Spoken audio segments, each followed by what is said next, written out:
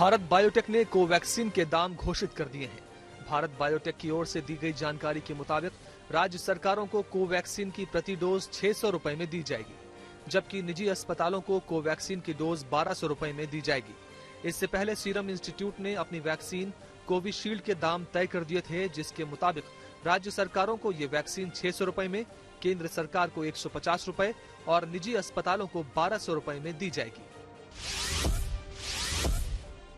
तमाम पाबंदियों के बावजूद महाराष्ट्र में कोरोना संक्रमण की रफ्तार कम नहीं हो रही है। बीते 24 घंटे में महाराष्ट्र में कोरोना के 67,160 नए केस आए, जबकि कोरोना संक्रमण से 676 लोगों की जान चली गई। महाराष्ट्र में कोरोना का सबसे ज्यादा कहर नागपुर में देखा जा रहा है, जहां एक दिन में 8,000 के करीब नए केस आए और 84 लोगों की मौत हुई। वहीं राजधानी मुंबई में कोरोना के करीब 6,000 नए मरीज मिले, जबकि 71 लोगों की जान गई। प्रदेश में अब कोरोना के एक्टिव केस 7 लाख के करीब पहुंच गए हैं। यूपी में भी कोरोना मरीजों की संख्या बढ़ती जा रही है। बीते 24 घंटे में उत्तर प्रदेश में कोरोना के 38,000 से ज्यादा केस आए। राजधानी लखनऊ में कोरोना के 5400 से ज्यादा नए मरीज मिले। हालांकि राहत की बात यह है कि एक दिन में लखनऊ में 5800 मरीज ठीक हुए।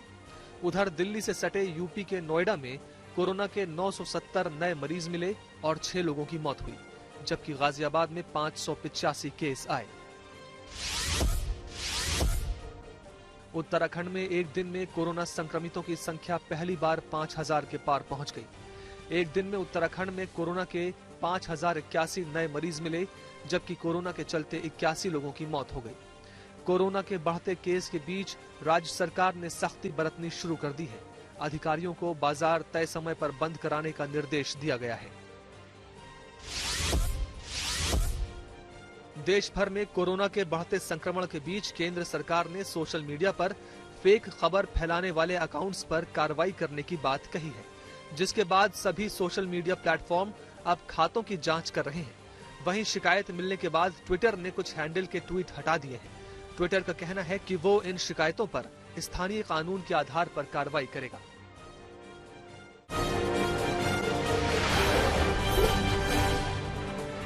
गुजरात के deputy CM Nitin Patel corona positive पाए गए, जिसके बाद उन्हें अस्पताल में भर्ती कराया गया है। इस बीच गुजरात में एक दिन में कोरोना के मरीजों की संख्या 14,000 के पार पहुंच गई है। बीते 24 घंटे में गुजरात में कोरोना के 14,097 नए केस आए, जबकि संक्रमण से 152 लोगों की मौत हुई। एक दिन में गुजरात में 6,479 मरीज डिस्चार्ज हुए हैं। विधानसभा चुनाव के बीच पश्चिम बंगाल में कोरोना का संक्रमण बेहद तेजी से पांव पसारता जा रहा है। पश्चिम बंगाल में बीते 24 घंटे में 14,281 लोग कोरोना पॉजिटिव पाए गए। पश्चिम बंगाल में कोरोना के सबसे ज्यादा मामले कोलकाता में आए हैं। यहां एक दिन में कोरोना के 2,970 नए मरीज मिले। बिहार में बीते 24 घंटे में कोरोना के 12,359 नए मामले आए हैं, जबकि कोरोना के चलते 77 लोगों की मौत हुई। बिहार में अब कोरोना के एक्टिव केस बढ़कर 82,000 के करीब हो गए हैं। इस बीच 1 मई से शुरू हो रहे तीसरे चरण के टीकाकरण को लेकर बिहार सरकार ने भी तैयारियां शुरू कर दी हैं। सरकार ने फैसला लिया है कि टीकाकरण कार्यक्रम में तीसरे चरण में 18 से 44 साल के लोगों को कोविशील्ड वैक्सीन लगाई जाएगी। इसके लिए कंपनी को पहला ऑर्डर दे दिया गया है।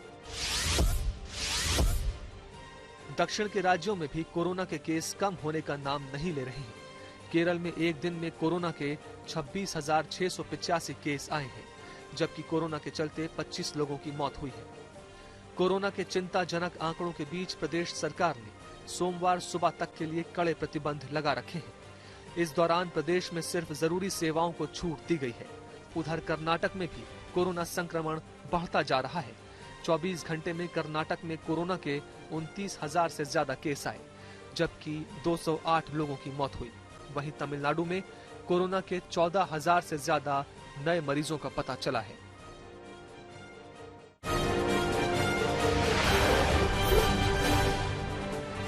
दिल्ली के जयपुर गोल्डन अस्पताल में ऑक्सीजन की कमी के चलते 25 लोगों की मौत से हड़कंप मच गया।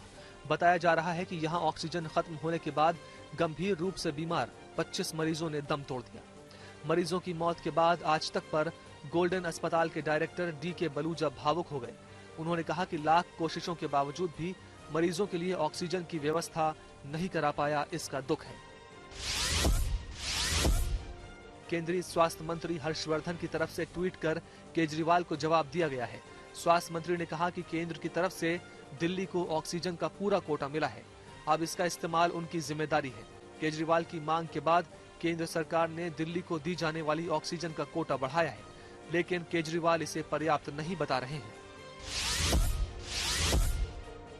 जयपुर गोल्डन अस्पताल के डायरेक्टर ने एक बार फिर कहा कि उनके अस्पताल में भर्ती 200 से ज्यादा मरीजों के लिए अभी भी ऑक्सीजन की जरूरत है। उन्होंने कहा कि अगर ऑक्सीजन नहीं मिली तो हमें मरीजों को मजबूरी में डिस्चार्ज करना पड़ेगा। गोल्डन अस्पताल और उनके अलावा 3 और अस्पतालों ने दिल्ली हाईकोर्ट में गुहार लगाई है कि या तो ऑक्सीजन दिलवाई जाए वरना वो मरीजों को डिस्चार्ज करेंगे, इसलिए उन्हें सुरक्षा मुहैया कराई जाए। अस्पतालों की याचिका पर हाईकोर्ट ने कहा कि अगर अस्पतालों को सुरक्षा की जरूरत है तो उन्हें मिले। दिल्ली में ऑक्सीजन की किल्लत में दिल्ली हाईकोर्ट ने सख्त रुख अपनाया है। दिल्ली हाईकोर्ट ने ऑक्सीजन सप्लाई में रोड़ा आने पर हाईकोर्ट का गुस्सा ऐसा था कि कोर्ट ने दिल्ली सरकार से कहा कि ऑक्सीजन सप्लाई में अड़ंगा डाल रहे एक व्यक्ति का नाम बताएं, हम उसे सूली पर चढ़ा देंगे। हाईकोर्ट ने केंद्र सरकार से कहा कि ये लहर नहीं, कोरोना की सुनामी है। मई में कोरोना पीक पर होगा, बताइए उसके लिए क्या इंतजाम किया गया है। हाईकोर्ट ने दिल्ली सरकार को भी खरी खरी सुनाते हुए कहा कि दिल्ली में अगर हालात खराब हैं तो इसके लिए आप भी जिम्मेदार हैं। दिल्ली के मुख्यमंत्री अरविंद केजरीवाल ने देश के सभी राज्यों के मुख्यमंत्रियों को चिट्ठी लिखकर ऑक्सीजन उपलब्ध कराने का अनुरोध किया है। केजरीवाल ने राज्यों के मुख्यमंत्रियों से अपील की है कि अगर उनके राज्य में अतिरिक्त ऑक्सीजन है तो दिल्ली को मुहैया कराएं। कोरोना के केस बढ़ने के बाद दिल्ली के कई अस्पतालों में ऑक्सीजन की किल्लत हो रही है। केजरीवाल ने पत्र में यह भी लिखा है कि केंद्र दिल्ली सरकार की जो मदद कर रही है वो पर्याप्त नहीं हो रही।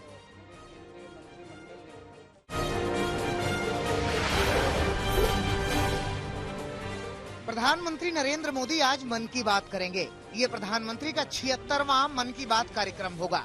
पीएम मोदी ने अपने इस कार्यक्रम के लिए जनता से उनके विचार और सुझाव मांगे थे।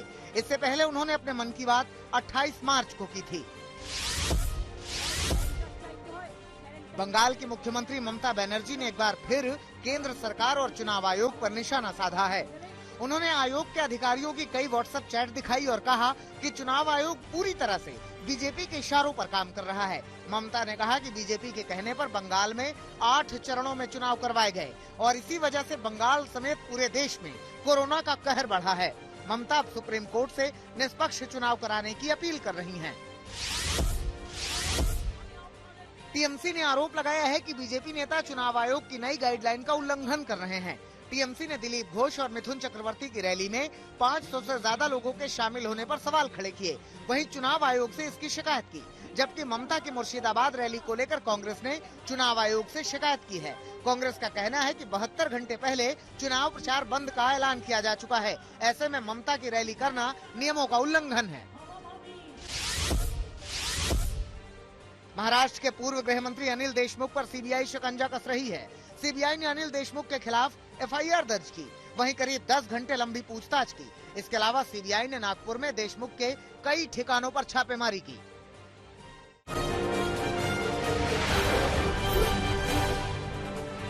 हिमाचल प्रदेश के ऊना में शनिवार और रविवार को लॉकडाउन का ऐलान किया गया है, लेकिन लॉकडाउन के बावजूद यहां शराब का ठेका खुला दिखा।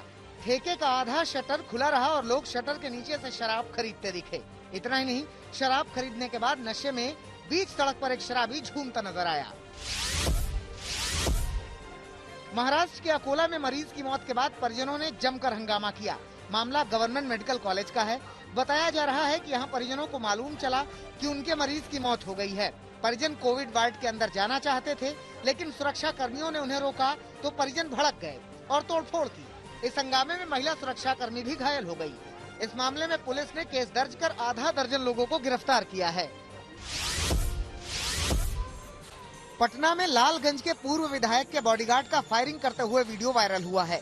तस्वीरों में आप देख सकते हैं कि कैसे पूर्व विधायक का बॉडीगार्ड कार्बाइन से फायरिंग कर रहा है। बताया जा रहा है कि पूर्व विधायक पर भी कोरोना के नियमों का उल्लंघन का आरोप लगा है।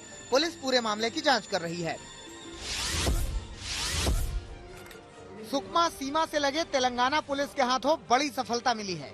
कोत्तागुड़म पुलिस की टीम ने शनिवार को नक्सलियों के सेक्शन डिप्टी कमांडर सोली देवा को गिरफ्तार कर लिया है। बताया गया है कि सोली देवा 7 बड़ी घटनाओं में शामिल था।